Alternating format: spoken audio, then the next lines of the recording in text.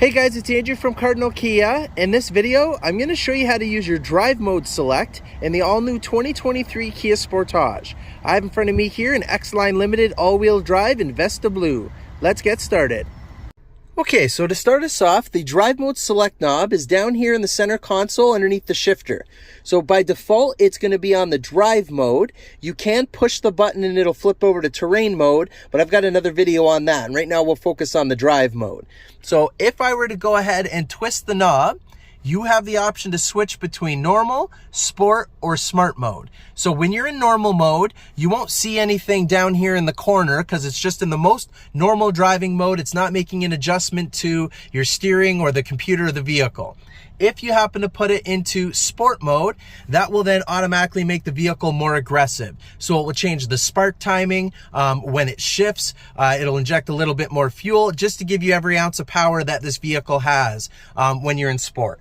If you happen to go into the smart mode, you'll see in the bottom corner here that it says smart just like it did for sport. And the color that it is telling you what mode we're in. So when it goes like a bluey green, you're in the eco mode. So it's going to try and help you save fuel while you're driving around, kind of mostly in the city, or when you're not asking a lot of the vehicle.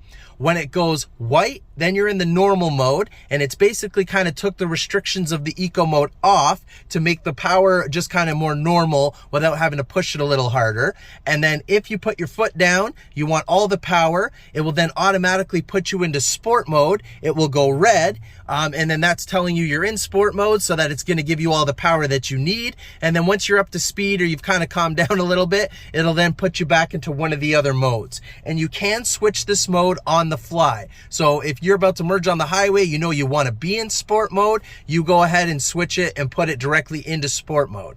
And because we have the 12.3-inch digital instrument cluster, it's going to switch kind of the theme that's going on in here depending on what mode we go and put it in. So that's the normal mode theme. We've got the sport mode, and then that would be in smart. I've got another video on how you can go and change that mode or the theme and just have it in whatever you want. But again, you can switch to any of these on the fly as you want to. And I would recommend hanging out in the smart mode just because it's going to make the adjustments for you. So you're really not going to have to pay attention to it. You just kind of let the car do its thing. And that's how you do it.